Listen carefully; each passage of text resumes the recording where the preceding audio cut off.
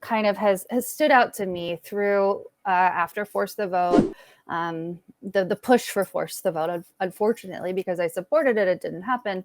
But also after the march leading up to the March for Medicare for All, and after, there seems to be a lot of people online, or maybe it's just some of the most vocal, who have the mindset of, let's take Nina Turner. So if they did not show up for the march closest to them, then they don't support Medicare for All at all.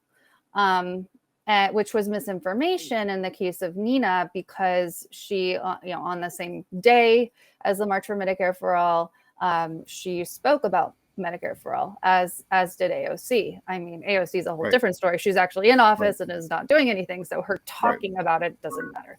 But there was a lot of misinformation going around, like Nina doesn't support Medicare for All, when she's literally running ads about it, and she didn't come to, it was the weekend right before her election. So her election was on a Tuesday, which she lost, of course, for viewers who will recall that. She only had 2 weekends left, and then it was on that last Tuesday. And there wasn't, the closest march was in Columbus, and it would have taken all of her campaign day, basically. But people were, and this isn't just about Nina, my question really boils down to, what is your take on people becoming so attached to hashtags of Force the Vote? And I'm really condensing by saying hashtags, but hashtags of Force the Vote and March for Medicare for All, and not focusing so much on the policy of Medicare for All. So if you didn't come to the march, you're canceled. If you didn't support Force the Vote, you're canceled, and you're not a true Medicare for All supporter. Yeah, I disagree with that. My team and I, we reached out to Nina Turner months ago, so we knew months ago she was not going to be there. So for anyone who's saying that, we didn't reach out to her and, she's a bad faith actor or anything like that, she was very honest and very clear that she was running a campaign and she could not make it. And she wished us well. And I knew that she was going to talk about Medicare for All the day of. I told people that if she doesn't mention anything about Medicare for All, if she doesn't run on that, then that's telling. But the fact that she kept her promise she ran on it, she spoke about it, I don't think you can actually say that. So again, it goes back to what I was saying to you earlier, that people need to start demigogging, politicians. You know what I mean? Yeah, I just feel that you need to go out there and push them to do what you want them to do anyway. So I don't think you should lean. It goes back to don't lean on anybody. Go out there and be proactive. But also to get to your point, Jen, about if hashtag Force the Vote, if you're not part of that, you're not a leftist. If you're not part of the March for Medicare, you're not for healthcare. It's ridiculous, in my opinion. It's about the issues, about the policy. The whole point of politics is to convince people that your position is better. So what you need to do out there is go out there and pressure people and ask them, this is, why don't you support this? What safety net do you have? What strategy should I be doing? We should be out there in the community and talking to folks and getting them on our side, growing the movement, so we can have more people in the street, again, street heat, so that when the times come when we need to pressure a politician and they look out their door, they have thousands of people outside their doorstep versus like having 20 people outside their doorstep. You have 1,000 people out their doorstep. That politician is going to be like, oh shit, I need to do something because I want to get elected. I want to get elected again. Mm-hmm. So that's the energy should be there. The energy should be us coming together, us being united, so we can push these people to do what we want. Because again, I'm gonna keep saying that you got to push them. Stop worrying about who's who's for us, who's against us. Again, once they get in office, you have to push them anyway. So let's get to the point of pushing people to our position. And I'll just say this because I look at things I take a stand back, right? Nina Turner's campaign was a special election. And if you don't know this, special elections are notorious for abysmal turnout, unless it happens to line up with another election cycle, number one. Number two, we have an administration that has no desire to even bring a bill to the floor, let alone even if it passes, it's going to get vetoed, right? Imagine running as a Democrat in a district that, no matter how you want to slice it, has traditionally gone more central in its patterns, right? What Nina did was not to not pay attention to the march. What she did was everything in her power under the circumstances as they were laid out to get herself that candidacy. And I will say this, not in defense of anything that was said about Nina, because I love Nina to death. I've got her button on my head, right?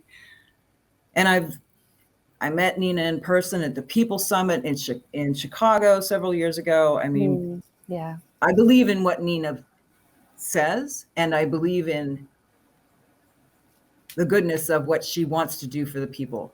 I don't question that. But I will tell you, once you have to get into office, it changes things. Yeah. And I will also say this, we have to meet people where they are.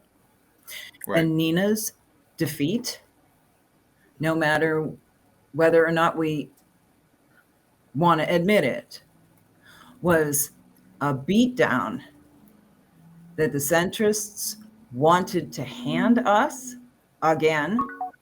And right. I was in hospice, so I am really tied into grief and loss. The week, 10 days after all of that went down, let's even give it a week, let's get 2 weeks, right? Americans don't know how to grieve loss because we don't accept death. We hide it. It happens, right? We don't talk or rally around families whose loved ones are terminally ill and dying. So we can't even extrapolate out grief associated with a loss that doesn't have to deal with death. Right. We don't allow ourselves to live that because our mental health care sucks. Yeah. Seriously, right?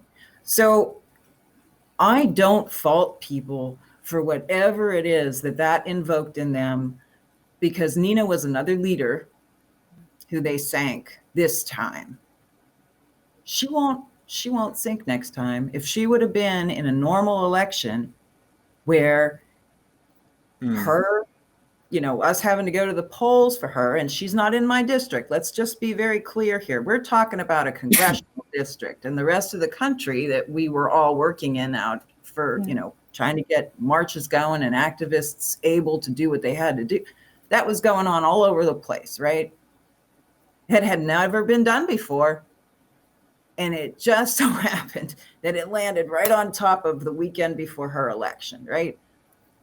Let's just be honest, guys. That was a bad timing for everybody that was concerned about both issues. It really just was. But the grief that people felt and people lashing out, that's loss of another leader that we really wanted and needed to get in there.